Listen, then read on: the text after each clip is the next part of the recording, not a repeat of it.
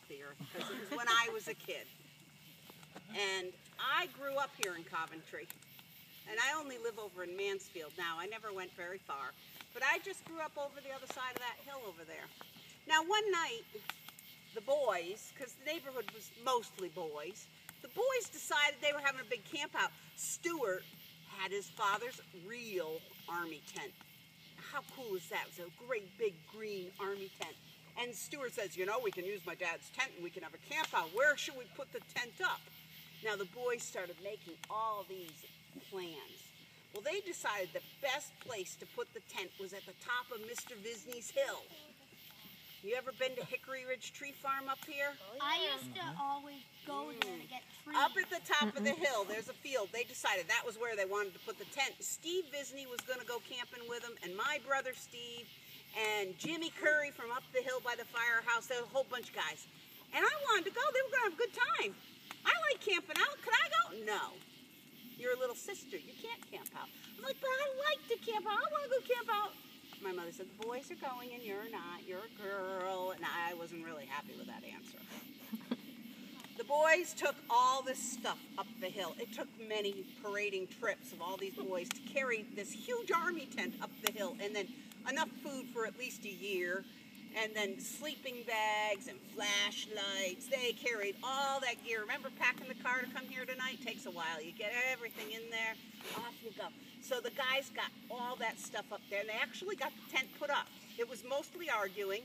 Everyone was a boss, and nobody was a worker. But finally, the tent was standing there in the hay, and it was surrounded by the tall grass. Now, it was one field over from the little track, kind of a little dirt road that led up there. Late that night, it was just about bedtime, and I was still mad. I wanted to go. They're having a good time up there. They got all that food up there. They got cookies. They got all kinds of fun stuff. They're having a good time. I couldn't go, but my dad used to work late at night. He came home at like 10 o'clock at night. And he said, do you think we ought to check on him? He's talking to my mom. She said, well, I'd feel better going to bed, having checked on them, make sure they're all set for the night. I don't know. They were probably about your age, maybe between 8 and 12. They were spread out in age a little bit. So my dad said, well, he was too tired from work to walk all the way up there, the 2 fields up. He said, we'll drive up as far as the first barway. So we got in the old station wagon. It was like a 50s station wagon. It was a rumbly old thing. And we slowly went up the old hill road. We got up there. Dad shut the car off. And he told my mother and I, we could hear the boys. There was only a few boys out there, but you would have thought the entire Union Army from the Civil War was out there for all the noise they were making. Oh, all this noise in the tent. My father said, you and your mother stay here. We watched my dad walk. I'd never seen my father walk like that before. He was a big man. He was always walking, looked very strong when he walked. But that night, he walked through the grass like a Native American brave, making no sound, no grass rustling. He tiptoed through the first field. There was a stone wall into the second field. He's still tiptoeing along. And he's tiptoeing away. And he finally gets right over by the tent. Now, by now, our eyes had gotten used to the dark. We could see the shape of the tent, and inside you could see a bit of glow of the flashlights coming through. And you could hear the boys whispering and talking, whispering like, shh, wicked loud whispering. But they thought they were having a good time. My dad stood outside listening to what they were saying for a minute, and you could hear, even 2 fields away, pretty clearly. Now I'm going to back up about 2 weeks. Across the street from where I lived on the far side of the hill, across the street was Mr. Griffin's. And the Griffin kids, we played together. Stuart was the one with the army tent. His dad had gotten 12 fine hens and a rooster. He built them a chicken coop just off the garage, right by the little brook that runs behind there. They had a little coop, and they had a nice fenced-in yard, and the Griffin's chickens lived there. And one night, they had a visitor. And the next morning, when Mr. Griffin went out to check his hens, he had 11. And the next night, he had 10. And guess how many he had the night after that? 9. You got it. There were only 9, and then there were 8, 7, 6. You know how this goes. Until 1. There was a rooster left. Well, Mr. Griffin was trying to figure out who was taking his chickens. There was feathers scattered through his yard, through our yard, up that lane to the hill. Did he ever get Mr. his Griffin rooster got a back? big spotlight. He got his Maine hunting gun because he was from Maine. He had a bear trap. And he got up on the garage roof and he put the trap out by the chicken house. There were big pine trees like these there. And the chickens were in the shade of the trees. And he waited with the light until he heard something in the chicken house. He flipped on the lights and he saw the thief. It was a bobcat.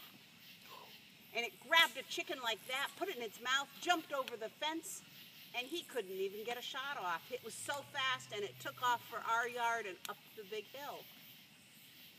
Well, the only thing left in that chicken yard the night of the big camp out was one lonesome rooster.